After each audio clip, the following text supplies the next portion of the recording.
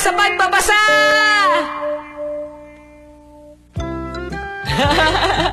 Aba, nag-aaral ba kayong dalawa?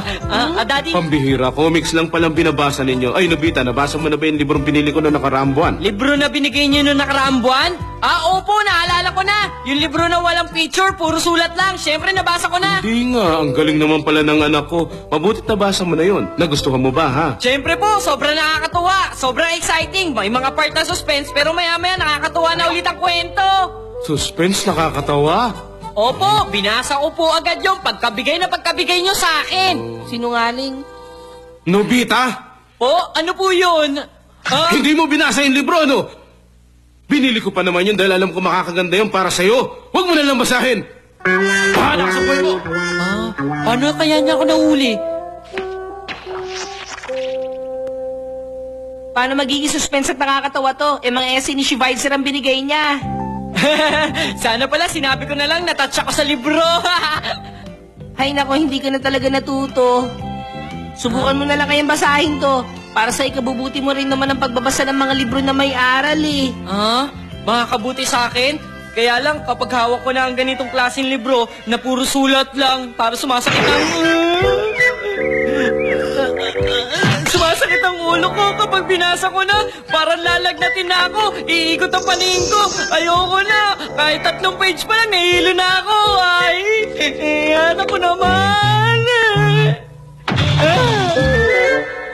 Ay, wala ka na talagang pag-asa. Sige, kung ganon. Nakuubos na pala. Hay, mabuti na lang. At wala nang gadget para makatulong sa problema ko. Sandali lang ha, may bibilhin lang ako sa 22nd Century Mall. Babalik ako agad. Teka lang. Diyan ka lang ha, alis na ako. Maghintay ka lang dyan sa akin. Ang kulit naman ito ni Doraemon. Kapag sinabi kong ayoko. Ay, talaga naman ang batang yung binili ko yun para sa kanya pagkatapos... Anong gagawin mo? Ito ba? Naisip ko lang kasi palitan yung picture na nakadisplay. Picture na nakadisplay. Oo, ito nga. Naku, teka. Delikado yan. Naman! Kasi naman, tutungtong ka niya sa taas niya. Paano kung malaglag ka? Di ba delikado yun, ha, Mama? Oo nga, ano? Ang sweet mo naman. Oo, ako na lang gagawa nito. Bakit mo ako pinanonood, ha? Bakit? Masama bang tumingin sa'yo? Kasi nawawala ang konsentrasyon ko. Sige na, ako nang bahala. Ay, naku naman. Ay, muntik na. Buti na lang. Ay, naku, yari sana. Parang nakakaduda naman yun. Honey? Ubarin mo na yung robe mo kasi maglalaban na ako ngayon. Huwag na muna. Okay lang naman. Malinis pa naman ito eh. Teka, maghahanap pala ako ng picture na ipapalit sa frame. Nakakaduda na talaga siya. Tama. Itatago ko na lang dito sa bookshelf ito dahil hindi naman siya nagbabasa ng libro. Ay. Honey, magbasa kaya ako ng libro paminsan-minsan. Ay! Pahiramin mo nga ako ng magandang libro mo dyan.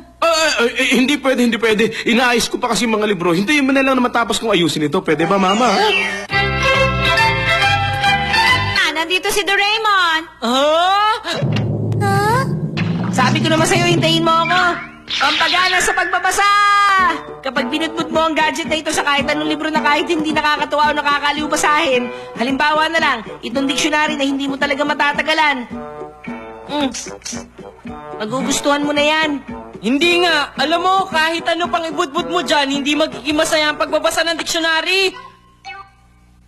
Ano? Peso. Old silver coin used in Spain, Mexico, Cuba, Philippines. And... Anong ibig sabihin nito?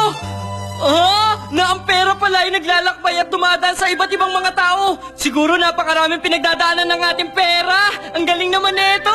Nakakatuwa. Ang saya. Nakakatuwa ba talagang bagay na yon? Nagkaroon kasi siya ng imagination sa binasa niya. Iba naman. Sukuri, the money you hide in the house in order for it not to be discovered. Nakakatuwa naman! Sukuri!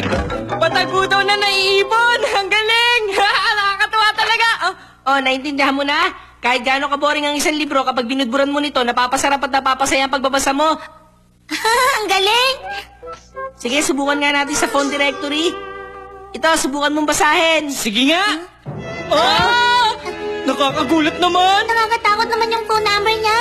Hindi ko kaya pwede palampasin to. Tingnan natin ano kayong pwedeng mangyari. Ano? Totoo? Hindi ko na kaya tutukan to. Natatakot na ako. Ang bilis ng tibok ng puso Ako ko. rin? Nakakatuwa na.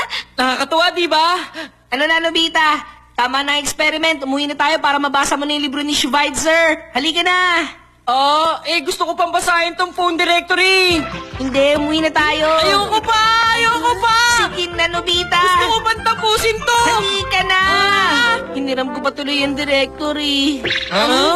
Uy, Nobita! Sa wakas, tinamaan na rin yata yung ulo mo at nakukuha mo na magbasa ngayon kahit telephone directory lang. Ang ingay niyo naman. Nasa magandang parte na ako eh. Ha? Ay! Uy! Ang galing! Totoo kaya to?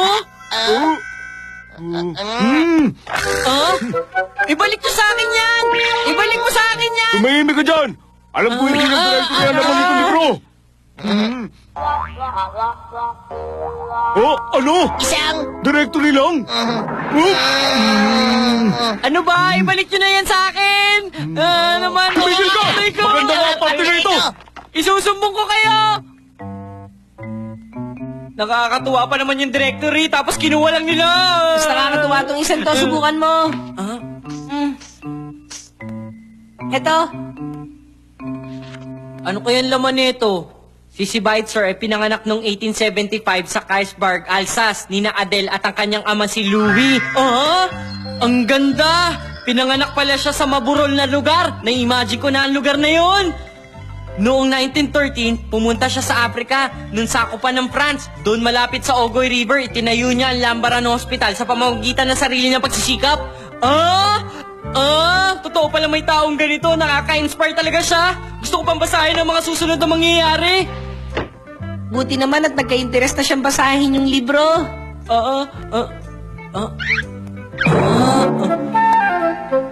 Ganun pala, magkaibigan pala si Schweitzer at si Shotoko Taishi. Daddy, matutuwa kayo. Ano yan, Doraemon? Natutuwa siya sa pagbabasa ng librong iniregalo niyo sa kanya. Yung libro ni Schweitzer. Ano? Daddy, bakit rin nangyari? Nobita? Daddy, napakaganda pala talaga ng librong ito. Alam niyo po ba, magkaibigan pala si Schweitzer at si Shotoko Taishi. Naku, akin yan. Hindi pwede! Ito na ang pinakamasayang parte ng libro, tsaka binabasa ko pa. Bakit nagkaganito? Ilang beses pa naman ako nagpalipat-lipat ng pagtataguan. Sa ganito lang pala, mauwi ang lahat. Wag! Binabasa ko pa! Akin na yan! Balik mo! Hindi ko yata dapat pinabasa sa kanya yung librong yun. Ang hirap namang intindihin ng magamang to. Ay nako, like father, like son. Akin na yun, Nobita. Ayoko pa! Susubong ko na! Bigay mo